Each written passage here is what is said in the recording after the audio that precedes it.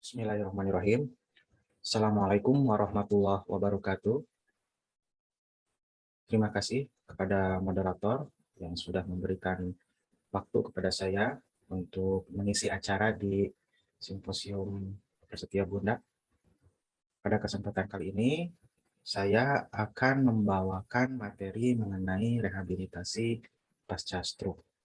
Saya rasa ini sangat penting untuk rekan-rekan sejawat di fasilitas kesehatan layanan primer, karena banyak sekali kasus-kasus stroke yang ditemui di praktek sehari-hari.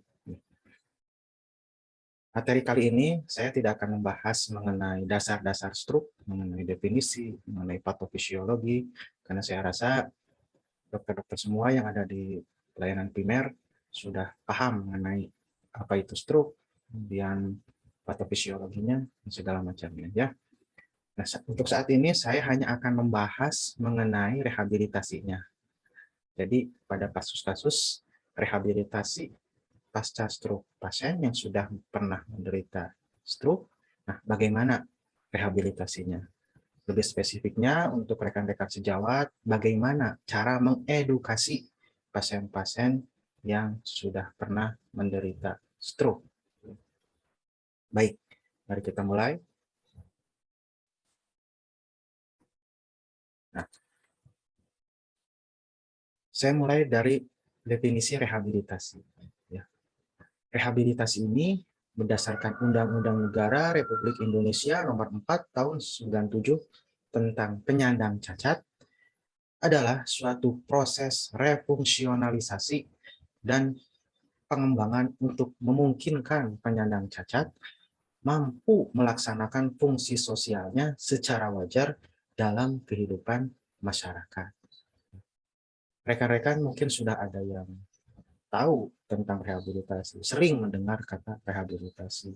Nah, inilah makna dari rehabilitasi. Saya tekankan ada beberapa kata yang akan saya garis bawahi mengenai rehabilitasi ini. Yang pertama adalah refungsionalisasi. Apa makna dari refungsionalisasi? Refungsionalisasi ini adalah pengembalian ke fungsinya pasien sebelum pasien sakit. Nah, kemudian juga di sini ada kata penyandang cacat. Jadi yang perlu rehabilitasi itu adalah pasien yang memiliki kecacatan. Kemudian juga di sini saya garis bawahi ada kata secara wajar. Jadi bukan secara maksimal. Nah, nanti pasien-pasien stroke yang akan datang ke praktekan rekan-rekan semua itu pasti akan dilakukan pemeriksaan fisik oleh rekan-rekan semua. Nanti di situ bisa ditentukan secara wajarnya ke arah mana. Secara wajarnya targetnya seperti apa. Jadi bukan maksimal. Jangan pasien stroke bukan berarti seperti ini maksudnya. Pasien stroke sudah terkena stroke, kita ingin maksimal. Pasiennya itu kita targetin supaya bisa lari lagi. Ya, tentu tidak akan seperti itu karena dari hasil pemeriksaan fisik tidak menunjang ke arah itu. Nah, rehabilitasi ini bukan hanya tanggung jawab kami ya yang di bagian rehabilitasi medik, tapi seluruh pelayan kesehatan. Baik itu dokter umum, baik itu perawat atau bidan, itu harus ada tanggung jawab untuk rehabilitasi pasien. Karena dalam paradigma sehat sendiri, itu ada 4 kriteria, ya, ada 4 macam untuk paradigma sehat itu, promotif, preventif, kuratif, dan rehabilitatif. Kadang-kadang kita suka lupa kalau sudah praktek, yang kita pikirkan hanya kuratifnya saja. Nah, untuk promotif, preventif, dan rehabilitatifnya kadang-kadang kurang. Nah, ini saya titip pesan kepada rekan-rekan, terutama untuk kasus-kasus pasien pasca stroke ini, tolong diperhatikan proses rehabilitasinya, karena saya rasa hampir seluruh pasien stroke itu membutuhkan proses rehabilitasi. Baik, sekarang saya akan membahas mengenai penyandang cacat. Ya. Nah, mari kita lihat apakah pasien stroke termasuk penyandang cacat atau disabilitas. Jawabannya, ya. Kenapa pasien stroke itu disebut penyandang disabilitas. Karena banyak fungsi yang terganggu pada pasien-pasien stroke itu sendiri. Mari kita lihat ya. Dari gambar yang pertama ini. Di sini ada seorang bapak-bapak, terlihat wajahnya tidak simetris. Apa gangguan fungsi yang mungkin terjadi pada pasien ini? Yang pertama, yang paling sering dikeluhkan oleh pasien adalah gangguan komunikasi. Di mana pada pasien-pasien stroke, kita tahu sendiri bicaranya rero. Ini juga terjadi, ini juga gangguan komunikasi. Atau kalau misalnya kita masuk lebih ke sentral lagi, ya bisa terjadi gangguan berbahasa.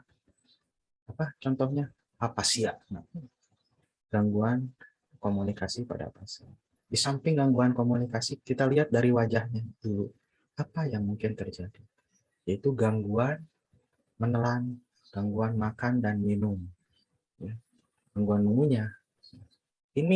Hal-hal ini yang menyebabkan pasien stroke disebut disabilitas. Karena dia tidak mampu melaksanakan fungsinya secara normal. Fungsi komunikasinya tidak bisa normal, fungsi makan minumnya tidak normal. Inilah yang terjadi pada pasien stroke. Nah, terus saya juga garis bawahi di luar konteks stroke ya, yang penampakannya mirip seperti ini adalah pasien Bell's palsy. Apakah Bell's palsy termasuk disabilitas? Ya, disabilitas. Kenapa? Karena pada pasien Bell's palsy juga terjadi gangguan fungsi. Contohnya, pada saat pasien menutup mulut, minum, itu pasien tidak kesulitan. Itulah yang terjadi pada pasien-pasien palsi, stroke, sehingga layak disebut ke dalam kriteria disabilitas. Jadi bukan hanya disabilitas itu yang kalau kita lihat penampakan yang nggak punya kaki, nggak punya tangan, tidak seperti itu. Pokoknya kalau pasien disabilitas adalah pasien-pasien yang mengalami gangguan fungsi. Gitu. Sekarang kita turun lagi. Kalau tadi kita lihat dari penampakan wajahnya pasien stroke, kita turun ke tangan. Gejala stroke itu sendiri di samping wajahnya yang tidak simetris ada kelemahan anggota gerak, baik itu anggota gerak atas ataupun anggota gerak bawah. Untuk anggota gerak atas kita lihat tangan. Tangan stroke, kalau sering kita perhatikan pasien-pasien stroke secara sekilas ya, tangannya akan seperti ini. Dia akan melipat, ya, menekuk, fleksi ke arah fleksi semuanya. Itu kalau dalam istilah kedokteran namanya flexor synergic pattern. Jadi pola sinergis flexor. Otot fleksornya dia narik. Itu dikarenakan spastis. Kebayang kalau pasien stroke tangannya seperti ini.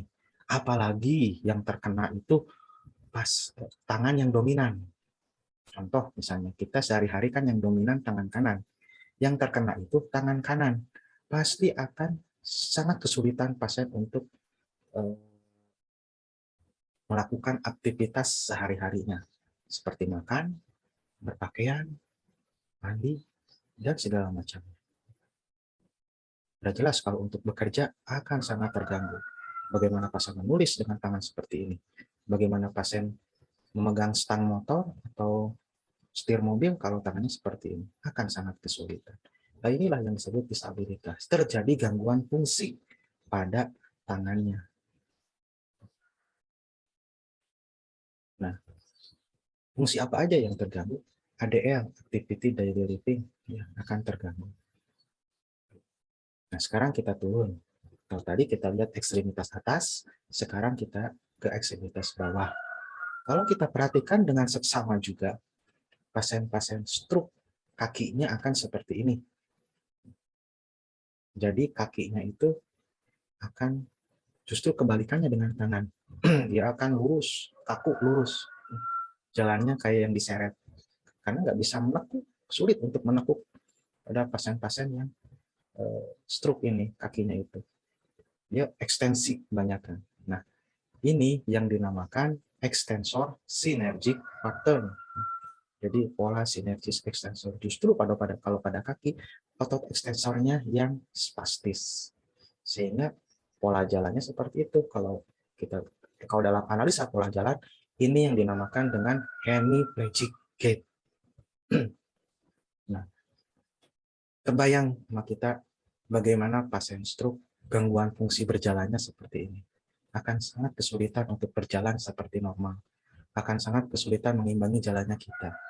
Bahkan mungkin akan sangat kesulitan untuk berdiri, akan sangat kesulitan untuk berpindah tempat. Inilah yang dinamakan disabilitas, gangguan fungsi jalan, gangguan fungsi mobilisasi pada pasien-pasien stroke.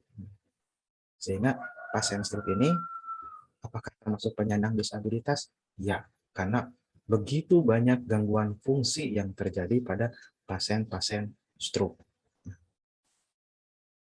Nah, sekarang saya akan membahas apa yang namanya handaya atau impairment, kemudian disabilitas, dan kecacatan. Kita sering mendengar istilah-istilah ini ya di kehidupan sehari-hari. Oh, Hari Disabilitas Nasional.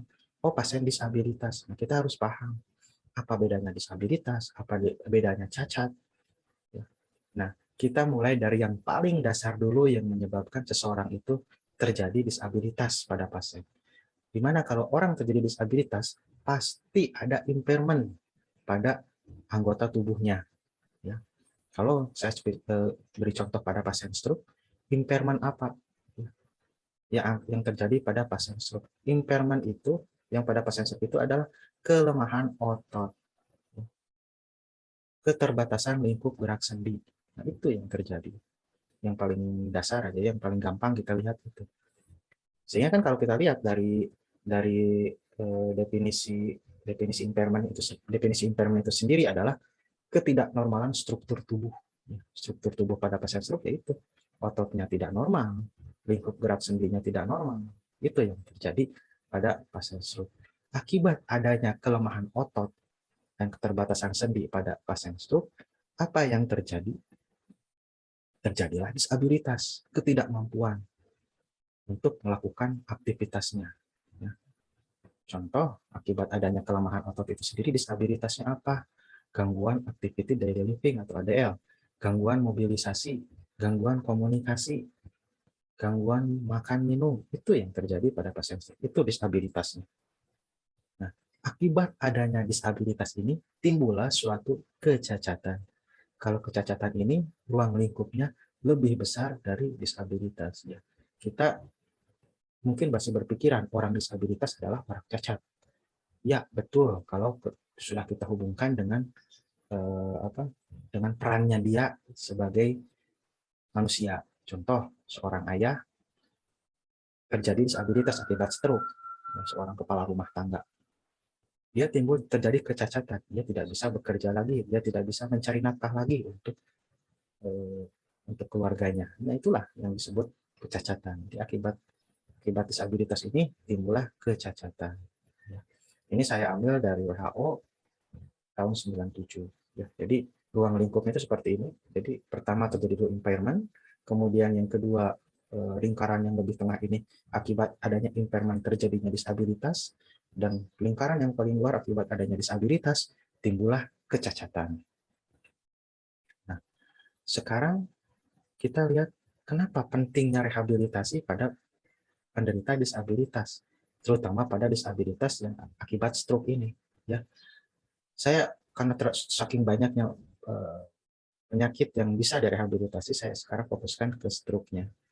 Ya, jadi tujuan rehabilitasi pada disabilitas akibat stroke ini apa aja? Yang pertama itu pengendalian faktor psikostroke. Jangan sampai pasien jatuh kembali ke stroke yang berulang. Nah, itu yang kita tidak harapkan. Karena ya fungsi, gangguan fungsi yang terjadi pada pasien stroke yang berulang itu biasanya akan lebih berat daripada stroke yang sebelumnya. Inilah yang kita tidak harapkan. Tidak kita harapkan ya. Karena ya membebani pasien itu sendiri, membebani keluarganya, membebani masyarakat, dan akhirnya membebani negara kalau banyak pasien yang disabilitas seperti ini. Sehingga kita sebagai dokter tolong sebagai tenaga kesehatan tolong berikan edukasi yang baik pada pasien-pasien pasca stroke ini supaya tidak jatuh ke stroke berulang. Nah, kemudian yang kedua, mengoptimalkan kemampuan fungsi yang ada. Nah, kita optimalkan. Dan pasien datang ke praktekan kita lakukan pemeriksaan fisik. Nah, kita sudah tahu nih, oh ini pasien targetnya seperti apa, ya apakah mobilisasinya seperti apa, ADL-nya seperti apa. Nah, kita edukasi supaya pasien ini bisa optimal. Ya. Kalau memang bisa mandiri, pasiennya suruh mandiri.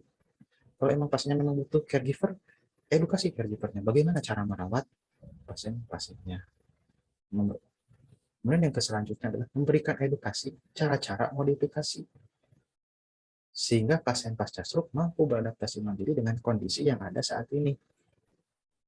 Nah, kalau memang misalnya kemampuannya yang optimalnya seperti itu, optimalnya memang seperti sampai level ini, nah kita harus kasih edukasi. Oke, Bapak, karena Bapak kemungkinan targetnya itu seperti ini, sehingga saya sarankan sih di rumah harus ada kursi roda, harus ada tongkat, harus banyak pegangan.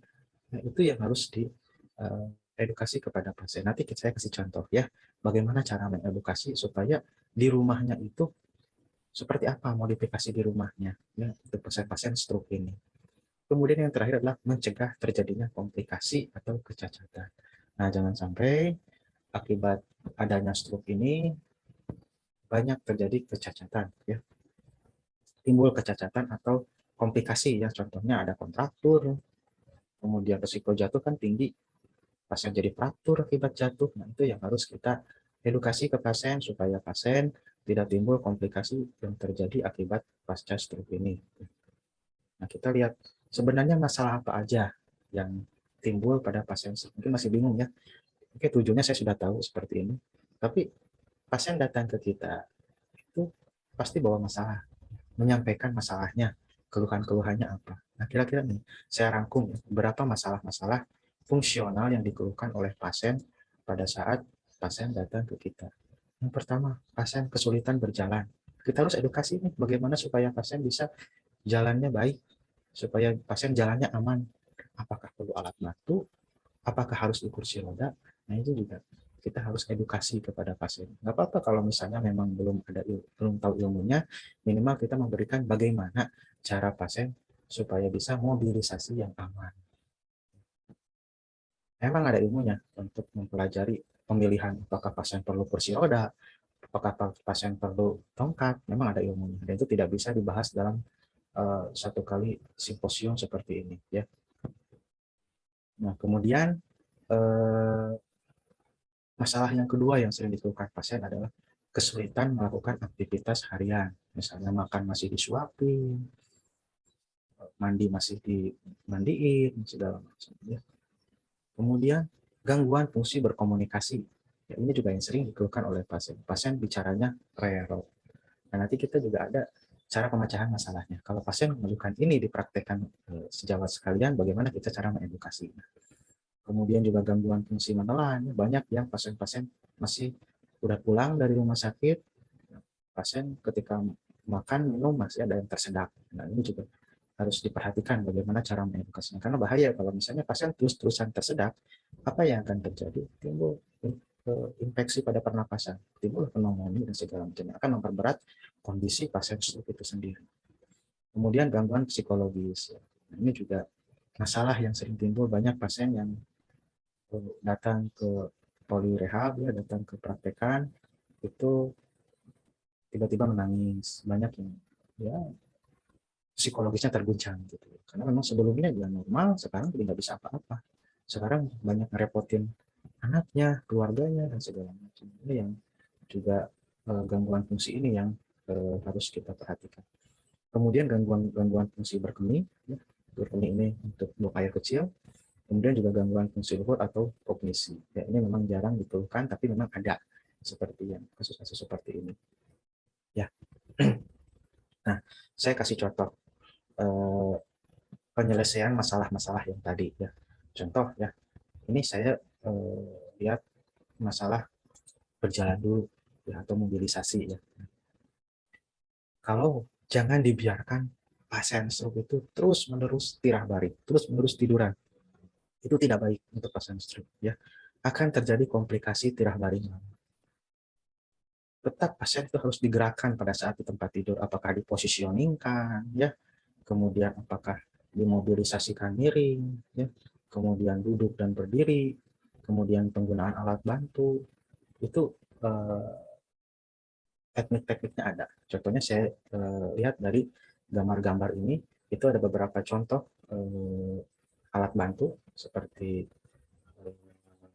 kursi roda, kemudian tongkat ya. Nah, kemudian juga di sini ada contoh posisi, cara memposisikan pasien. Jadi kenapa harus posisi seperti ini? Ya, pertama supaya tidak terjadi dekubitus, ulcer, itu komplikasi dari tirak baring lama. Kedua, kalau pada pasien stroke ada ciri satu lagi khas yang mungkin bisa terjadi pada pasien stroke, yaitu shoulder subluxation. Ya. Jadi si bahunya, si tangannya itu ya, si kaput humerusnya itu terlepas dari fossa glenoid. Nah nanti kalau misalnya dibiarkan apa? Karena kalau sendi bahu itu dipegangnya oleh otot-otot shoulder girdle atau otot-otot bahu, ya. Otot-otot rekap namanya itu.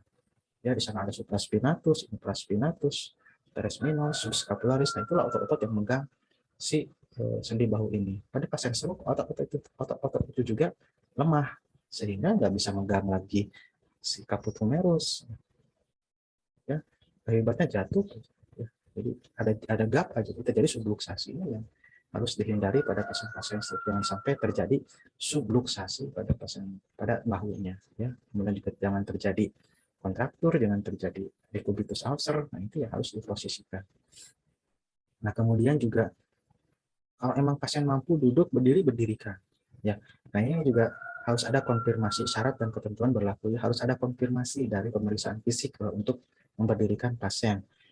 Kalau untuk berdirikan pasien, otot terangnya, otot batang tubuhnya, otot punggung, perut, dadanya itu harus stabil. Kemudian ekstremitas bawahnya, otot kakinya itu minimal harus 3.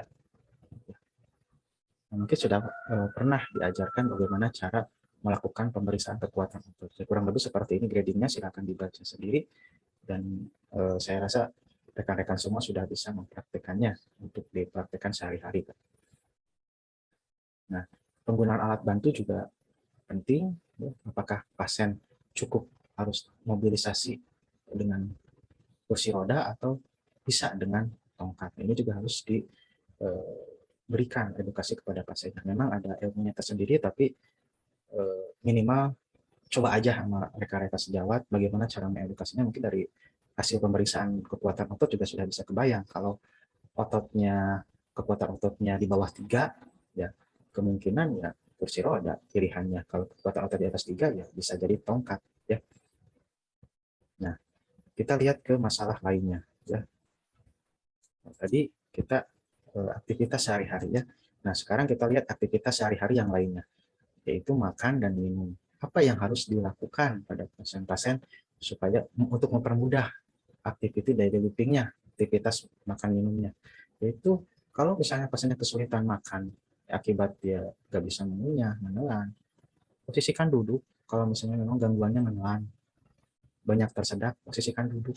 Jangan diberi makan pada saat tiduran, supaya tidak terjadi pneumonia, supaya tidak terjadi supaya makanan minumnya nggak masuk ke paru-paru. Kalau udah masuk ke paru-paru ya akan timbul infeksi di paru-parunya. Ya. Kemudian untuk supaya pasien gampang mengunyah makanannya, yaitu modifikasi tekstur makanannya. Jangan diberikan yang terlalu cair supaya pasien tidak tersedak, ya. Jangan diberikan terlalu keras juga sehingga pasien kesulitan buat mengunyahnya.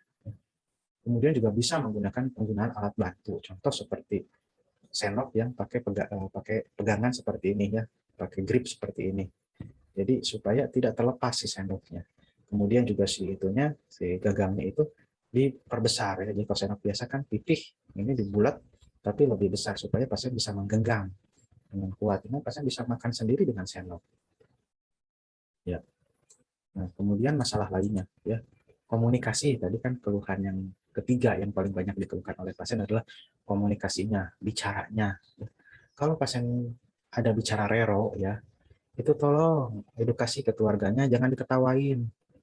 Ya, sering menemukan pasien bicara rero diketawain sama keluarganya. Jangan, nanti itu bikin psikologis pasiennya juga akan terganggu, yang dia jadi segan untuk ngobrol. Padahal kita harus dorong terus pasien supaya terus berbicara aktif, berkomunikasi aktif. Kalau mampu ya verbal, supaya ikut terlatih juga bicaranya. Kalau nggak mampu ya bisa dengan cara nonverbal ya. Jadi ajarkan baik itu pasien dan keluarganya itu buat menerima kondisi pasien, jangan diketawain ya. Nah, kemudian selanjutnya kalau nah ini modifikasi ya untuk di rumahnya. Nah, di sini ada beberapa gambar, saya kasih contoh ya. Nah, kalau misalnya pasiennya menggunakan kursi roda, edukasi di rumahnya pakai RAM, ya RAM yang portable. Kalau di sini contohnya pakai RAM dari aluminium. Kalau di kita mah banyaknya kayu, yang apa-apa bikin dari kayu aja supaya pasien memindahkan pasien dari satu tempat ke tempat lainnya itu gampang, tidak perlu ada angkat-angkat segala macam, dibopong segala macam pakai pasiennya nggak perlu ya. Kemudian yang kedua juga ini handle pintunya, terutama kamar mandi yang suka handle pintunya bulat, itu tolong diganti. Cuma handle pintu yang ada pegangannya seperti ini.